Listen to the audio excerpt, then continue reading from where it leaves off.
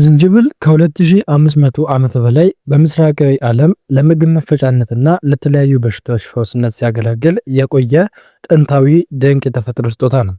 ዝንጅብልን ልዩ የሚያደርገውና ይህን ያህል የመድኃኒትነት አቅም እንዲኖረው ያደረገው በውስጡ የያዛቸው ከ400 በላይ የሚሆኑ ውስብስብ ኬሚካላዊ ውህዶቹ ናቸው።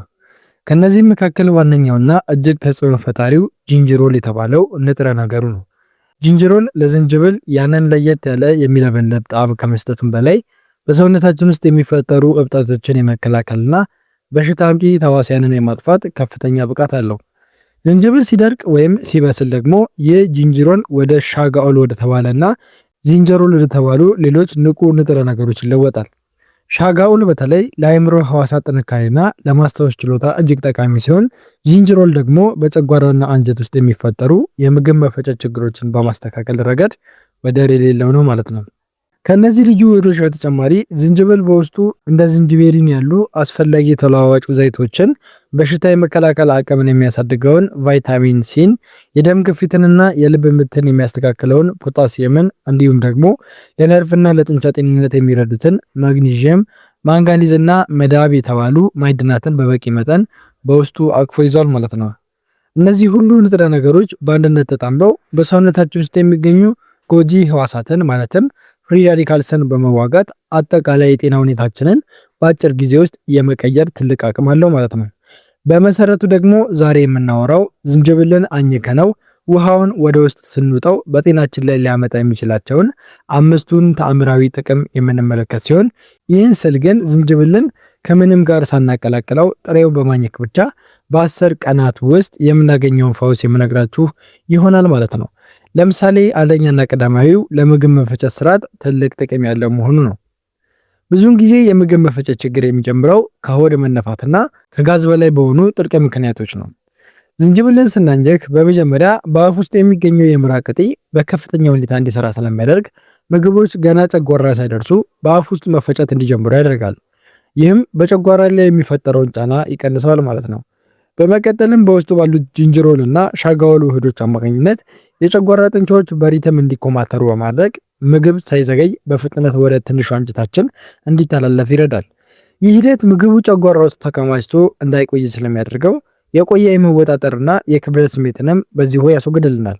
በመጨረሻም ዝንጅብል ጎጂ ባክቴሪያዎችን ከመግደሉም በላይ በጨጓራ ግድግዳ ላይ የሚገኙ ጋዝ አምጪ ቀዳዳዎችን በማላላት ጋዙ በቀላሉ እንዲወጣም ያደርጋል።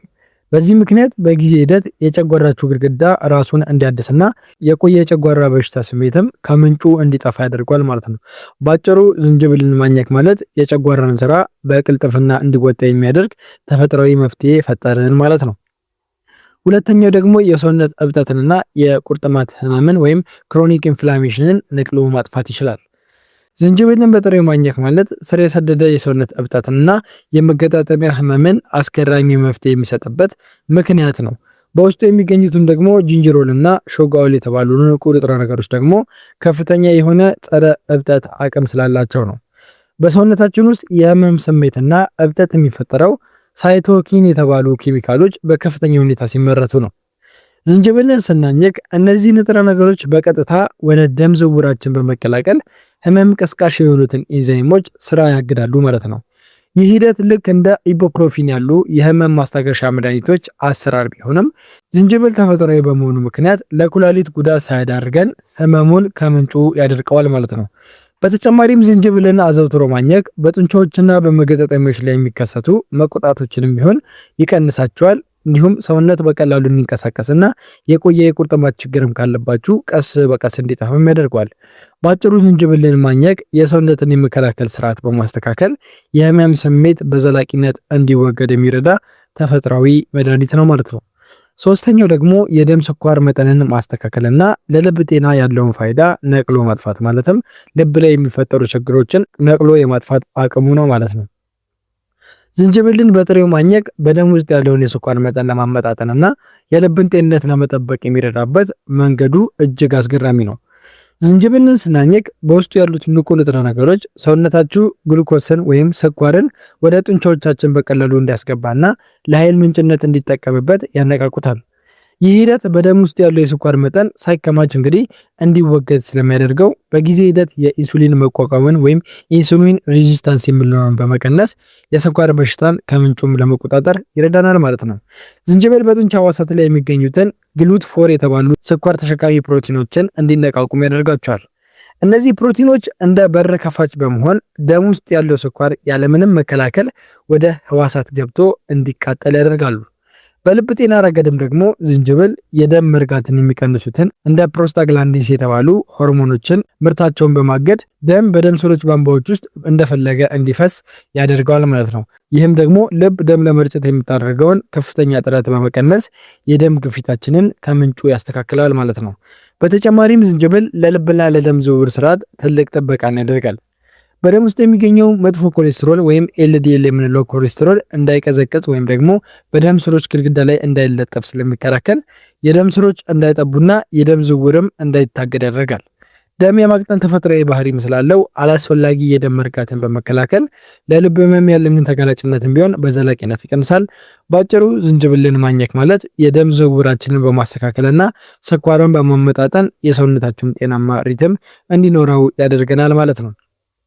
አራተኛው ደግሞ የበሽታ መከላከል አቅምን ማጠናከርና የሳምባንም ጤንነት መጠበቅ ነው።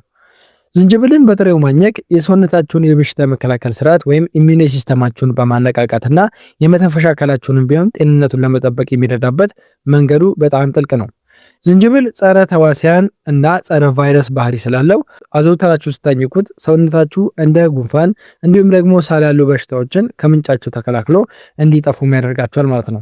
ወደ ውስጥ ገብቶ እንዴት እንደሚሰራ ስንመለከት ወይም ደግሞ ሜካኒዝም ኦፍ አክሽን የሚለውን ስንመለከት ደግሞ ዝንጅብልን ስታኝኩት በውስጡ ያለው ጂንጅሮል እና ሻጋኦል የተባሉት ውህዶች ወደ ደም ዝውውራችሁ በመግባት የሰውነታችሁ የሙቀት መጠን በትንሹም ቢሆን እንዲጨምር ያደርጋሉ ማለት ነው።